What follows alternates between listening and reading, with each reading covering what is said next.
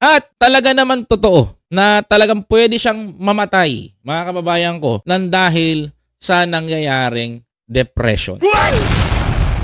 Yes, tama kayo doon. Excuse me po. Depression. Mga nakaka-depress na nangyayari sa buhay niya bilang dating presidente.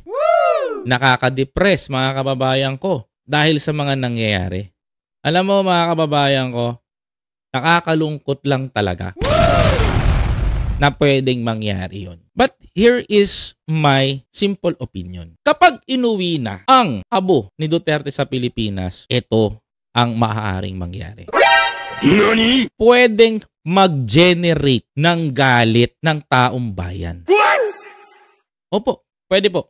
Pwedeng mag-generate ng galit ng taong bayan sa mga taga-suporta ni Digong. Remember what happened to Ninoy? The late Senator Ninoy Aquino, yung martir, mga kababayan ko. Ano ginawa niya? Alam niya, nakikitili ng buhay niya sa tarmac. Pagbaba niya ng eroplano.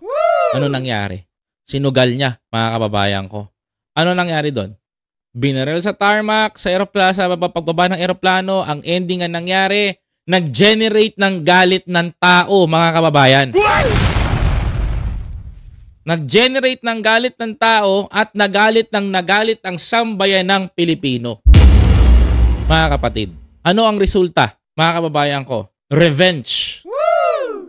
Gaganti ang kampo nila.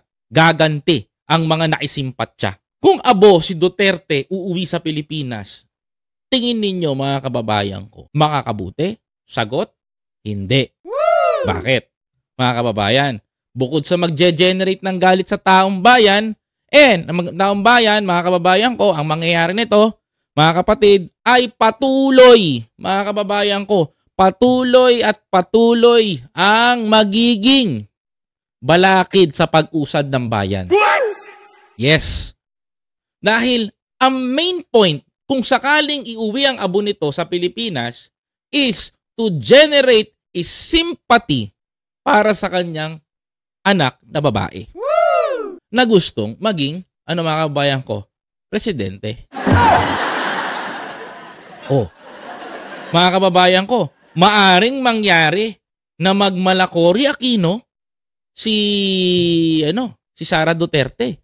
At maaari ding mangyari, mga kababayan ko, na mag-Ninoy Aquino si Duterte. Mauulit lang yung kasaysayan, pero sa ibang pagkatao na nga lang. New version ng story. Kung si Ninoy namatay, binarel, si Duterte umuwi ng abo, yung anak naging presidente.